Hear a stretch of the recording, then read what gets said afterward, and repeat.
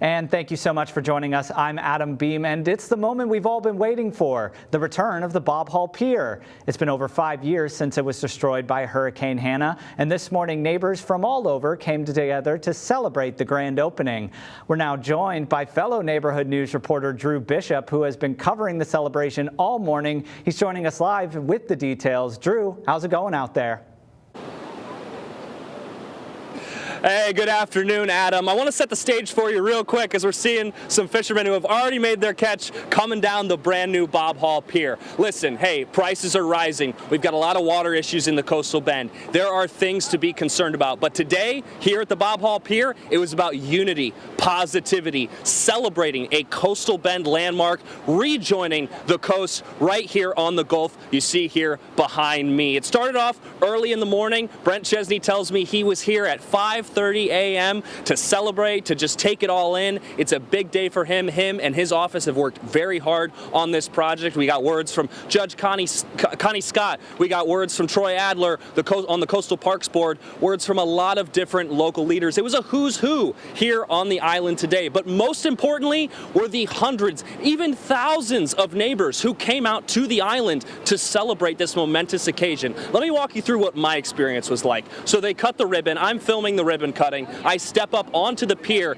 and it's a horde. It's hundreds of fishermen, surfers, people. OTB Future Fishers Foundation brought a bus full of kids today to come see the brand new pier. And that just shows the excitement, the adrenaline, the anticipation behind a project that has been years in the making. We know it's been wrecked by hurricanes going all the way back to 1950, but this pier is bigger, better, and stronger than ever before. And most importantly, the positivity, the unity of this event. We're going to continue covering this all day today. I'll have a little bit more for you in the 12:30 half hour of our show today. I'll have more at 5 and 6 o'clock. For now, Drew Bishop on Padre Island signing out. Back to you in the studio, Adam. Well, Drew, that is really great to hear. Now, a little bit of history about the Bob Hall Pier. July 2020, the historic pier was severely damaged and ultimately destroyed by Hurricane Hanna. But in the months and years that followed, Nueces County got to work, not just cleaning up the wreckage, but planning a comeback. Design teams went back to the drawing board. Community members weighed in, permits were filed, and plans were revised. In 2022, demolition of what remained of the old pier began, marking a new chapter. Then in 2024, Nueces County officially gave the green light for the rebuild, awarding a multi-million-dollar construction contract and setting the project in motion. The contractor was given 460 days to complete the work. On October 7, 2024, leaders, community members, and supporters gathered for a groundbreaking ceremony, a symbolic step forward along the shoreline. The project didn't meet that 460-day goal, but today we are here. And Bob Hall Pier suffered a lot of damage from Hurricane Hanna, and for that to explain it a little bit more for us, we have meteorologist Stephen Jones with us. So tell us a little bit about, the pier and the destruction that Hanna had brought all those years ago. Ooh, absolutely. A lot of people have one main question when it comes to Bob Hall Pier and it coming down.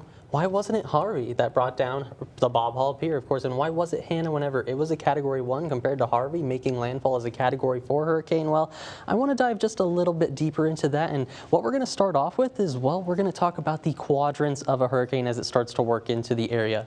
The first quadrant we're going to start to focus on when a hurricane is starting to work in is that front right quadrant. Now, let's say this storm direction is heading off to the north towards the top of your screen, and that front right quadrant's going to be right here. Whenever you have a hurricane, you get a counterclockwise circulation, and whenever you combine that with the storm direction, this front right quadrant gets kind of a double whammy in terms of that storm surge. So that's where you see the worst effects, not to mention the leading edge of those storms. So altogether, just the worst effects in terms of that quadrant. The left front quadrant, you start to get just a little bit of a difference in terms of that storm direction and the wind motion. So not quite as bad in terms of the storm surge. Now, in that bottom right quadrant, you still get quite a bit of storm surge, not quite as much storms storms working into the area since they've stifled off just a little bit. But that back left quadrant considered the weakest typically because you get the winds and the storm direction in opposite directions, so storm surge not quite as bad. Now let's talk about the orientation of these two storms. Harvey landed to the north of Corpus Christi, so we were in that front left quadrant,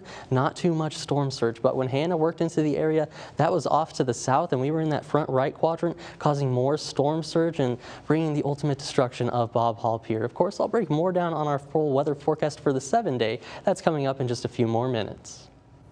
Well, thank you, Stephen. Looking forward to it. The Bob Hall Pier has been a staple to many of us in the Coastal Bend, including our neighborhood news reporter, Jacob Daniels. We had a chance to talk to some neighbors and to see why this landmark matters to them and the community. You know, to see it come back, it feels like a little piece of me coming back.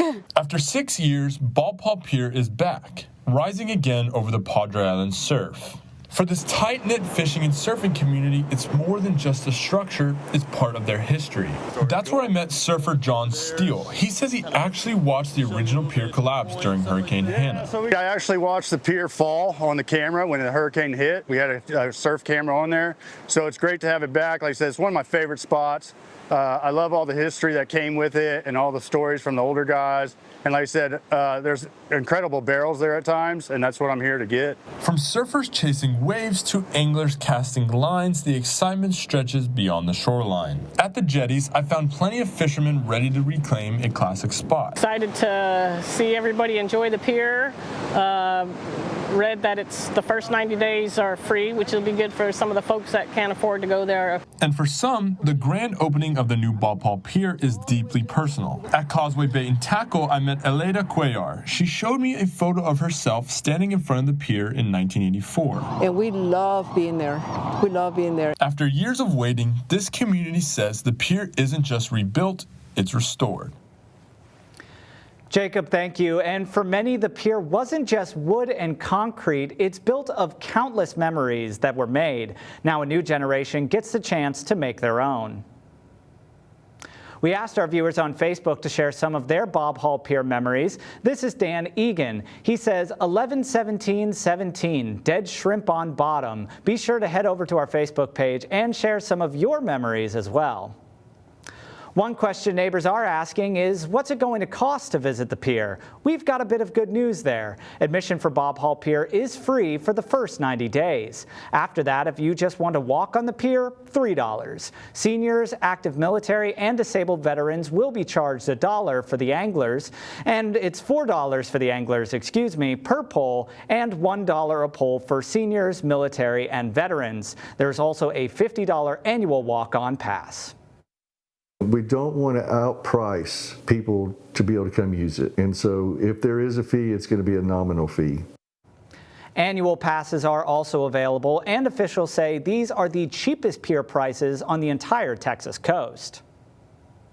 And for all the latest on the opening of the Bob Hall Pier and to watch all of our coverage, keep it right here at christv.com.